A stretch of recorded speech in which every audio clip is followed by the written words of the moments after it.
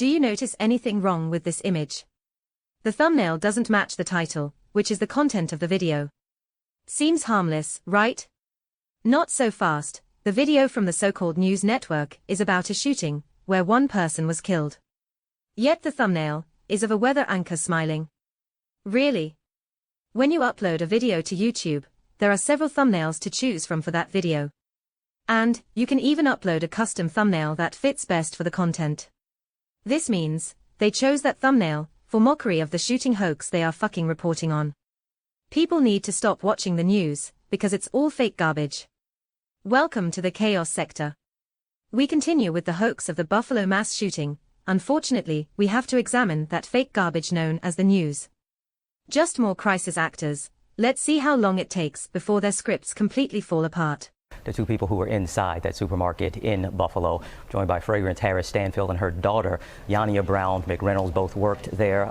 Ladies, I'm sorry for the circumstances that have brought us together, but it's good to see you both. And let me start with you, Fragrance. Can you tell me, describe for me, was it something you first saw or something you first heard that alerted you that you needed to start running? How do you know she was running? Of course, they already have the script, that's why. It's not a real interview if you already know the fucking answers to your questions. The first thing I felt was a pain in my neck. My stress point was extremely sensitive. I turned to my daughter to speak to her, and we heard gunshots. Oh my days, your stress point in your neck was extremely sensitive. Really? Does this sound real to you? Such elaborate detailing, in such a traumatic situation, translates to a script. This once again is filler. Let me explain what I mean by filler. It's quite simple. Fillers are interjectory words or phrases used in sentences to take up space, making an article or document appear extensive. This strategy is commonly used in other mediums, such as television shows, the news, social media. It's not as bad generally speaking. But when it comes to a script of a hoax, it drags the so-called witnesses' accounts of a scenario out so much that it sounds irrelevant to the subject matter. Here are examples of a filler used in a hoax's script. That you actually spoke with the suspect yesterday. He was here. Tell me more about that. I seen him and he looked strange in the neighborhood, but he had a genius shirt on. So I wanted to see if he was a genius. And we sat and talked about string theory, critical race theory, beginning of civilization, and he seemed like... Met him in the meat department area and asked him could he leave the store, that he can't be soliciting in the store, asking people for change, and because he's making the customers feel uncomfortable. And I asked him, can he please leave the store? He said okay, and I noticed when he was leaving the store, his eyes was wandering, he was wondering, looking around as he was leaving. Filler used here is to make the viewers envision the setting at the supermarket, like a real-life circumstance. They believe it sounds realistic, and unfortunately it does to the general viewer. But it goes too deep into elements that are not that important. Remember the previous so-called witness. The news network cunningly narrated over her description and statements during the actual day of the shooting. But when she explained the day prior to the so-called shooting, she was allowed to explain all details, even about her family not wanting to cook. It's like, well, before you take us home, we want to get some snacks, and we had snacks at home because they didn't want to cook. Seriously, apparently, nobody is able to describe details about the suspect the day of, such as visibly seeing him in the store, or visibly seeing him shoot someone. I didn't start running at that point. No one did. We all stood still and looked towards the front door before we started running. We saw the security guard backing up and going for his weapon, and we all began to run. And Yania, you made the decision, though, to hide, right? You didn't start running. You wanted to hide and be quiet. Now, do you remember that moment and what came over you to make you do that instead of start running? Once again, leading the horse to the well. The reporter is explaining what the witness did. But yet this is supposed to be an interview. You already know what she did that day. Why even interview them, which is about letting them tell what happened to the news and the viewers, if you already know what they did. He has the script, and he is going over this script with the crisis actors, and this allows them to remember chronological events more efficiently than being interviewed by a field reporter. It's becoming agitating. Let's continue. It was something my mom taught me since I was a kid. If you don't feel like you can run, because I was frozen in time. I literally couldn't move, so I thought best to hide instead of try to run and get caught, So your mother taught you, if you don't feel like you can run, just hide. In what scenario is this? A mass shooting, at a fucking supermarket. She taught you this when you were a child.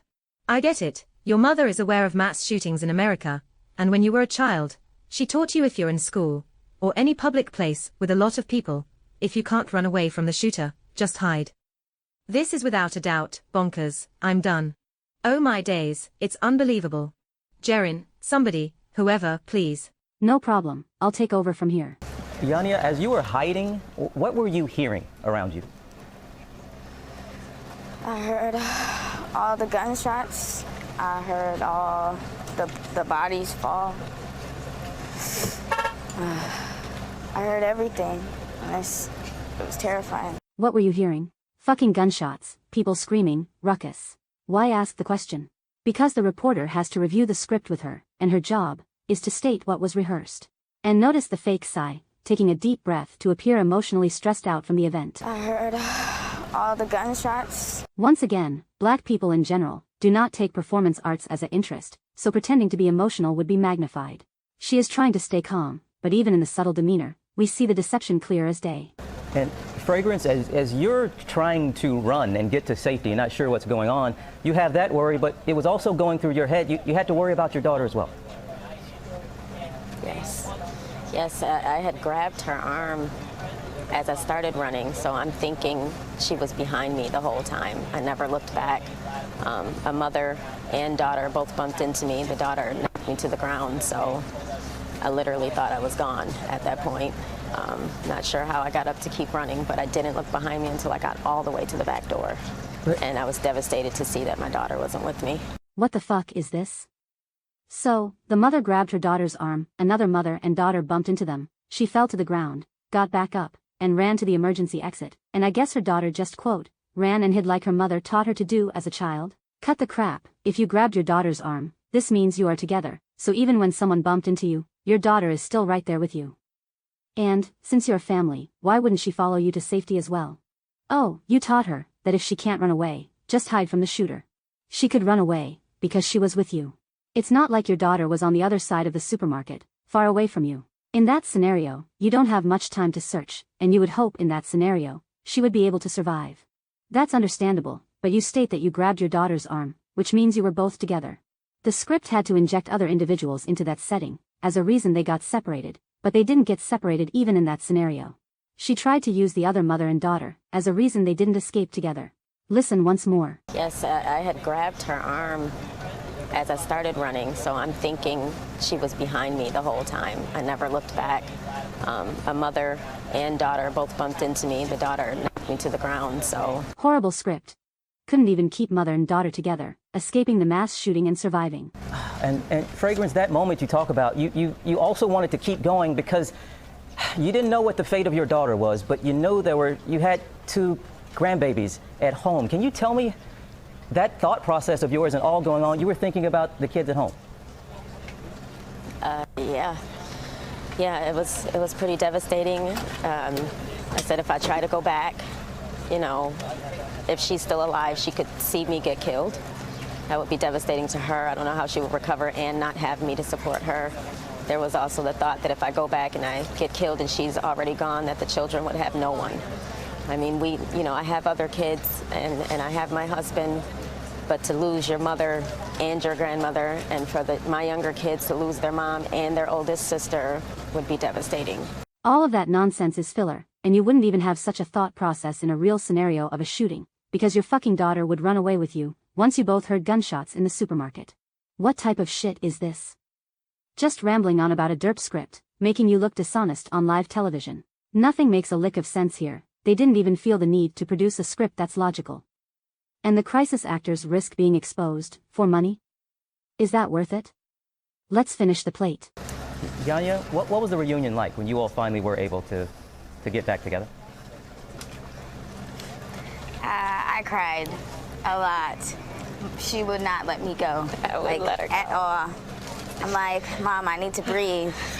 She did not care, as long as I was breathing next to her. Yeah, we pretty much collided into each other. Right. Well, Oh, you cried a lot.